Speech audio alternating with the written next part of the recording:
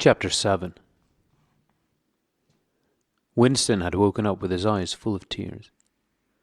Julia rolled sleepily against him, murmuring something that might have been, "What's the matter?"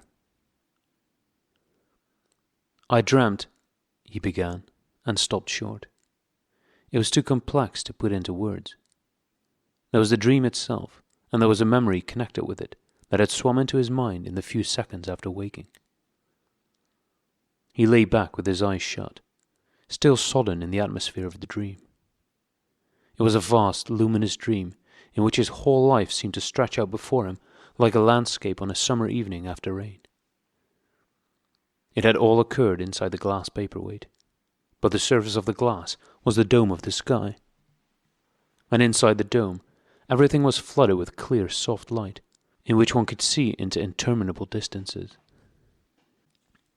The dream had also been comprehended by, indeed in some sense it had consisted in, a gesture of the arm made by his mother, and made again 30 years later by the Jewish woman he had seen on the news film, trying to shelter the small boy from the bullets, before the helicopters blew them both to pieces. "Do you know," he said, "that until this moment I believed I had murdered my mother." "Why did you murder her?" said Julia, almost asleep. "I didn't murder her. Not physically." In the dream, he had remembered his last glimpse of his mother, and within a few moments of waking, the cluster of small events surrounding it had all come back. It was a memory that he must have deliberately pushed out of his consciousness over many years. He was not certain of the date, but he could not have been less than 10 years old, possibly 12, when it had happened. His father had disappeared some time earlier. How much earlier, he could not remember. He remembered better the rackety, uneasy circumstances of the time, the periodical panics about air raids and the sheltering in tube stations, the piles of rubble everywhere, the unintelligible proclamations posted at street corners, the gangs of youths in shirts all the same color, the enormous queues outside the bakeries, the intermittent machine gun fire in the distance. Above all, the fact that there was never enough to eat. He remembered long afternoons spent with other boys in scrounging round dustbins and rubbish heaps, picking out the ribs of cabbage leaves, potato peelings, sometimes even scraps of stale bread crust from which they carefully scraped away the cinders. And also in waiting for the passing of trucks which travelled over a certain route and were known to carry cattle feed, and which, when they jolted over the bad patches in the road, sometimes spilt a few fragments of oil cake. When his father disappeared, his mother did not show any surprise or any violent grief, but a sudden change came over her. She seemed to have become completely spiritless. It was evident even to Winston that she was waiting for something that she knew must happen. She did everything that was needed: cooked, washed, mended, made the bed, swept the floor, dusted the mantelpiece, always very slowly and with a curious lack of superfluous motion, like an artist's lay figure moving of its own accord. Her large, shapely body seemed to relapse naturally into stillness. For hours at a time she would sit almost immobile on the bed, nursing his young sister, a tiny, ailing, very silent child of 2 or 3, with a face made simian by thinness. Very occasionally she would take Winston in her arms and press him against her for a long time without saying anything. He was aware, in spite of his youthfulness and selfishness, that this was somehow connected with the never-mentioned thing that was about to happen. He remembered the room where they lived, a dark, close-smelling room that seemed half-filled by a bed with a white counterpane. There was a gas ring in the fender, and a shelf where food was kept, and on the landing outside there was a brown earthenware sink, common to several rooms. He remembered his mother's statuesque body bending over the gas ring to stir at something in a saucepan. Above all, he remembered his continuous hunger and the fierce, sordid battles at mealtimes. He would ask his mother naggingly, over and over again, why there was not more food. He would shout and storm at her. He even remembered the tones of his voice, which was beginning to break prematurely and sometimes boomed in a peculiar way. Or he would attempt a snivelling note of pathos in his efforts to get more than his share. His mother was quite ready to give him more than his share. She took it for granted that he, the boy, should have the biggest portion. But however much she gave him, he invariably demanded more. At every meal she would beseech him not to be selfish, and to remember that his little sister was sick and also needed food. But it was no use. He would cry out with rage when she stopped ladling. He would try to wrench the saucepan and spoon out of her hands. He would grab bits from his sister's plate. He knew that he was starving the other two, but he could not help it. He even felt that he had a right to do it. The clamorous hunger in his belly seemed to justify him. Between meals, if his mother did not stand guard, he was constantly pilfering at the wretched store of food on the shelf. One day, a chocolate ration was issued. There had been no such issue for weeks or months past. He remembered quite clearly that precious little morsel of chocolate. It was a 2-ounce slab. They still talked about ounces in those days, between the three of them. It was obvious that it ought to be divided into 3 equal parts. Suddenly, as though he were listening to somebody else, Winston heard himself demanding in a loud booming voice that he should be given the whole piece. His mother told him not to be greedy. There was a long, nagging argument that went round and round, with shouts, whines, tears, remonstrances, bargainings. His tiny sister, clinging to her mother with both hands, exactly like a baby monkey, sat looking over her shoulder at him with large, mournful eyes. In the end, his mother broke off 3/4 of the chocolate and gave it to Winston, giving the other quarter to his sister. The little girl took hold of it and looked at it dully, perhaps not knowing what it was. Winston stood watching her for a moment. Then, with a sudden, swift spring, he had snatched the piece of chocolate out of his sister's hand and was fleeing for the door. "Winston! Winston!" his mother called after him. "Come back! Give your sister back her chocolate!" He stopped, but he did not come back. His mother's anxious eyes were fixed on his face. Even now he was thinking about the thing.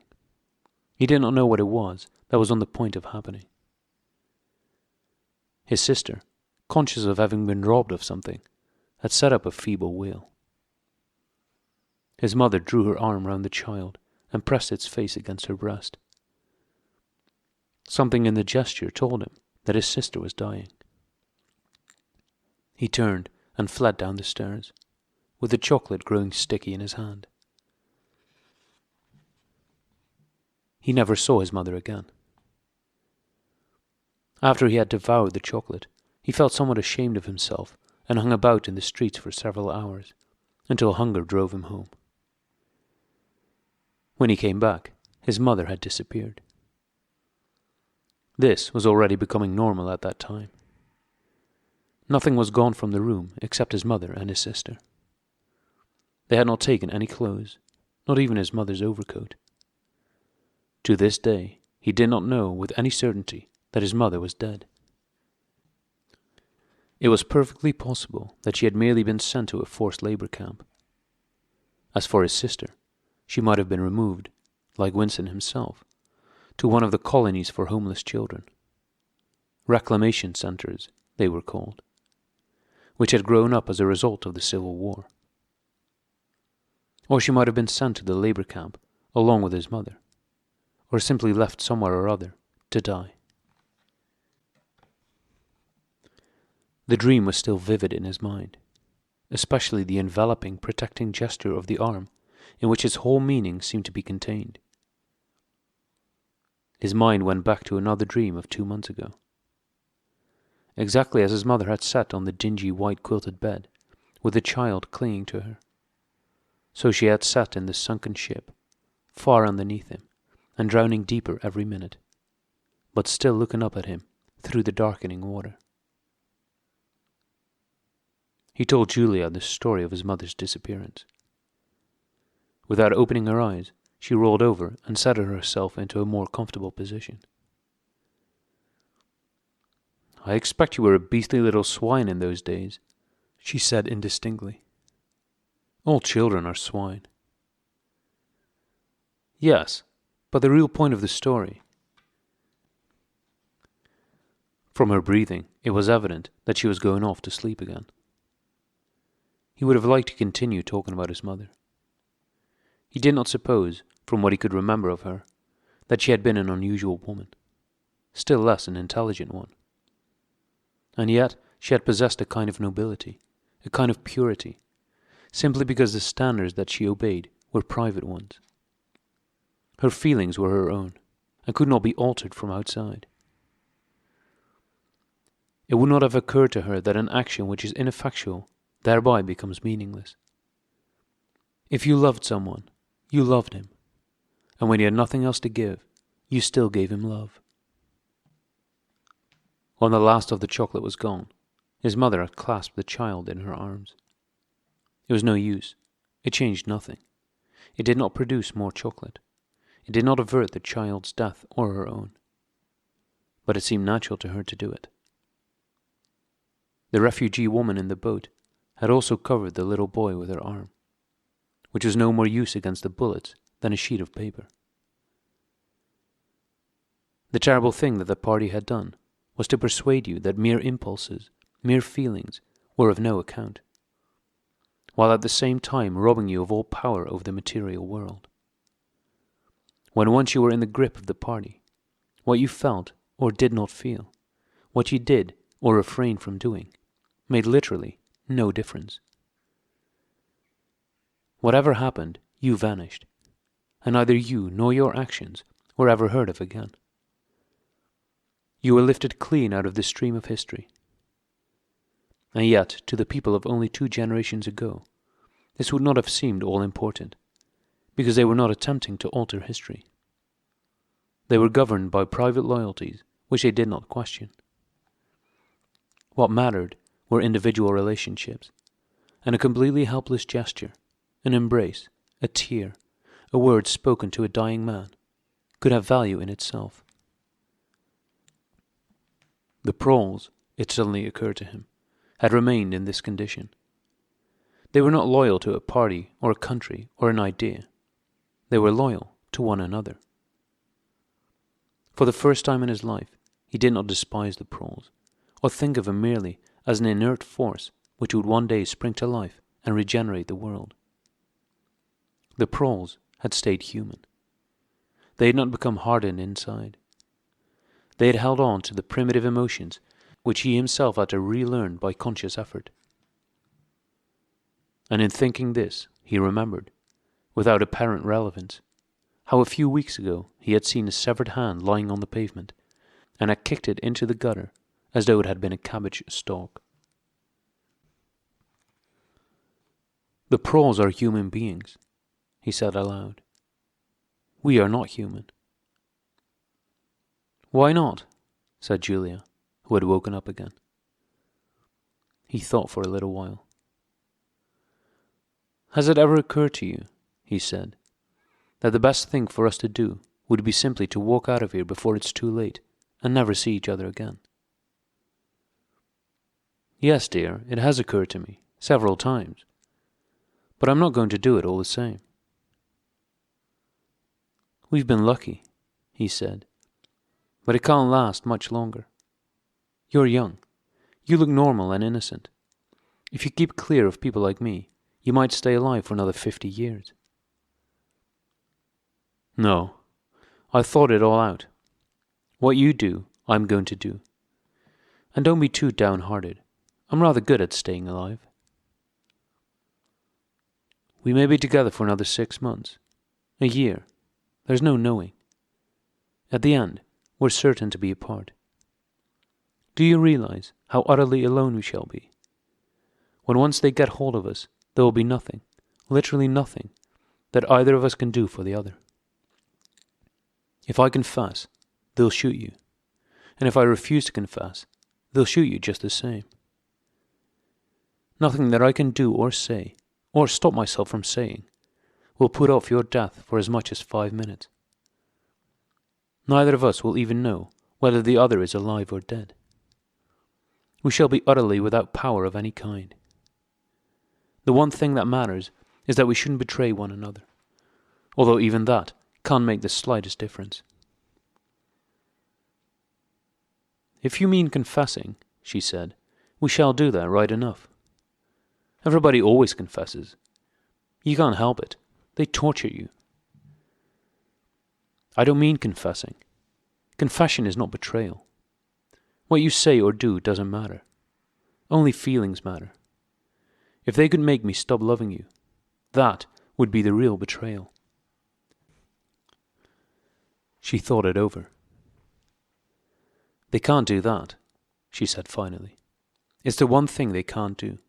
They can make you say anything, but they can't make you believe it. They can't get inside you. No, he said a little more hopefully. No, that's quite true. They can't get inside you. If you can feel that staying human is worthwhile, even when it can't have any result whatever, you've beaten them. He thought of the telescreen with its never-sleeping ear. They could spy upon you night and day, but if you kept your head, you could still outwit them. With all their cleverness, they had never mastered the secret of finding out what another human being was thinking. Perhaps that was less true when you were actually in their hands. One did not know what happened inside the Ministry of Love, but it was possible to guess. Tortures, drugs, delicate instruments that registered your nervous reactions. Gradual wearing down by sleeplessness and solitude and persistent questioning. Facts, at any rate, could not be kept hidden. They could be tracked down by inquiry. They could be squeezed out of you by torture. But if the object was not to stay alive, but to stay human, what difference did it ultimately make? They could not alter your feelings. For that matter, you could not alter them yourself, if you wanted to. They could lay bare in the utmost detail everything that you had done, or said, or thought. But the inner heart, whose workings were mysterious even to yourself, remained impregnable.